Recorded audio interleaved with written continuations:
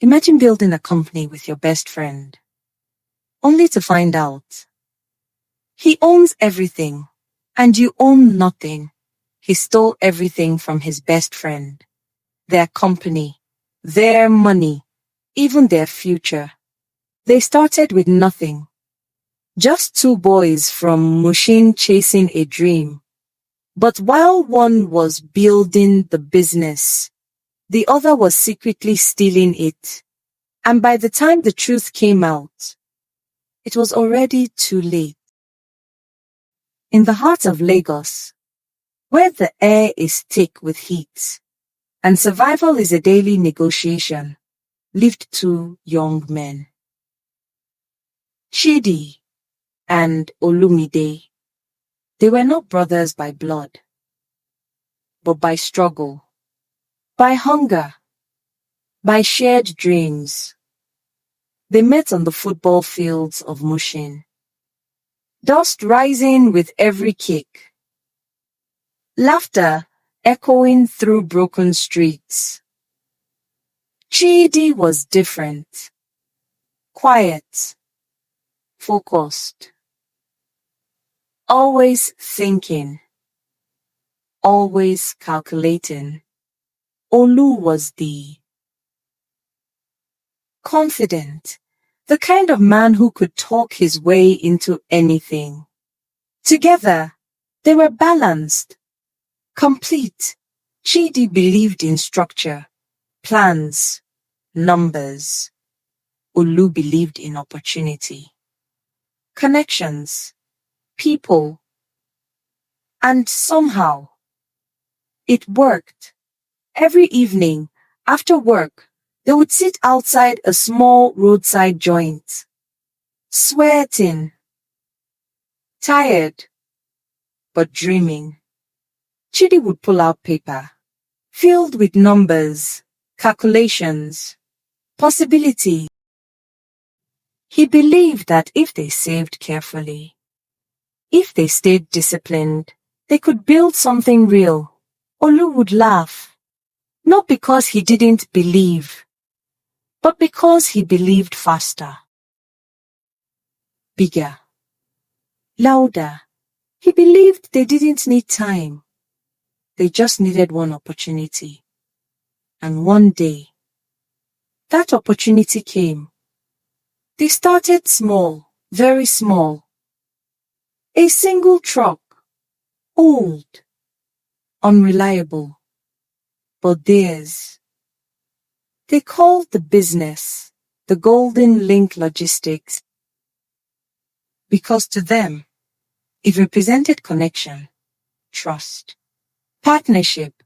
Chidi handled everything behind the scenes, operations, planning, numbers. Olu handled the outside world, clients, contracts, negotiations, and for a while, they were unstoppable. The business grew, contracts increased, money started flowing. They moved from survival to success, from struggle to comfort, and slowly, life began to change. Success doesn't destroy people, it reveals them.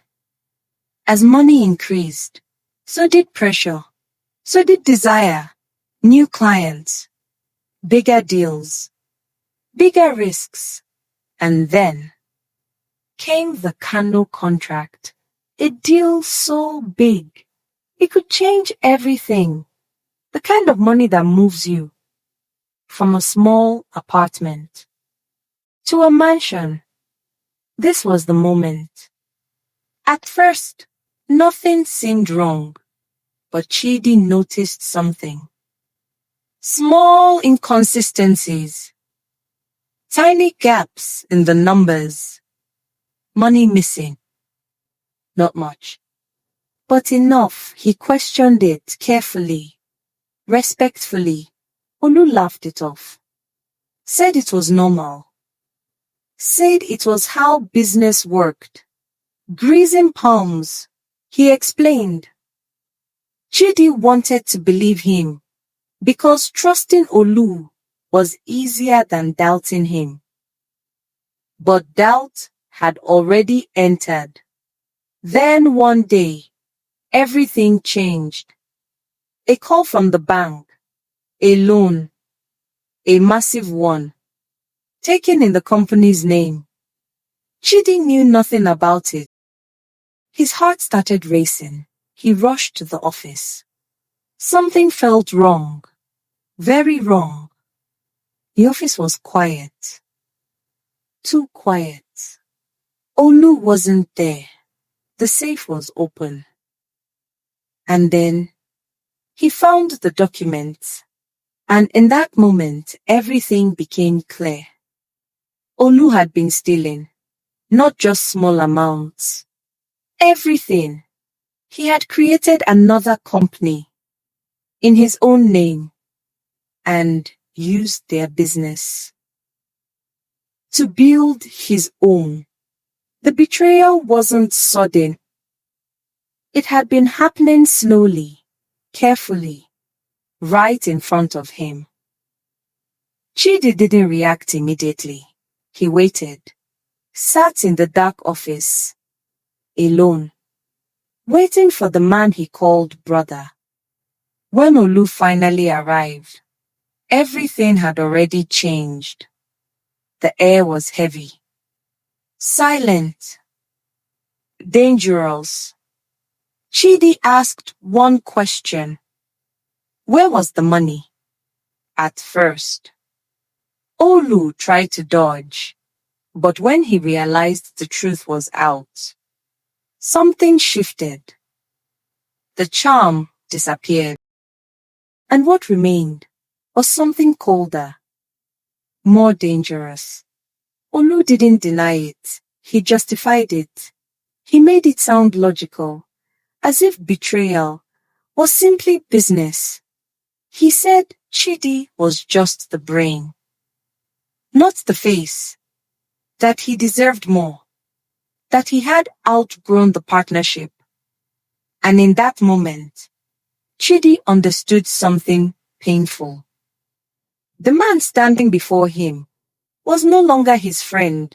What followed was war, legal battles, public argument, broken reputation.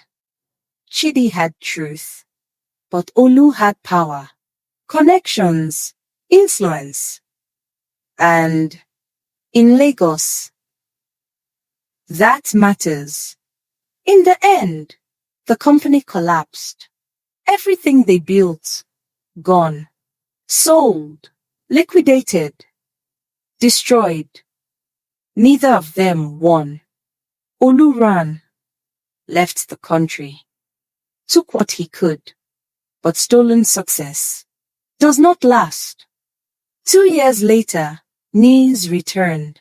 He had been scammed, outplayed, destroyed. The Chama met someone more ruthless and lost everything. Today, Chidi works alone. No partners, no shortcuts, no illusions, just discipline and hard-earned wisdom. Sometimes, he remembers the boy from Mushin, the one who promised they would own the city, and he realizes something. Not every dream fails because of enemies. Some fail because of the people you trust the most. Trust is more valuable than money, and once broken, it cannot be repaired. Because a chain, no matter how golden, is only as strong as its weakest link. What do you think, family? Was Chidi too trusting, or was Olu just born to be a snake? Drop your comments below, and don't forget to subscribe for more interesting stories.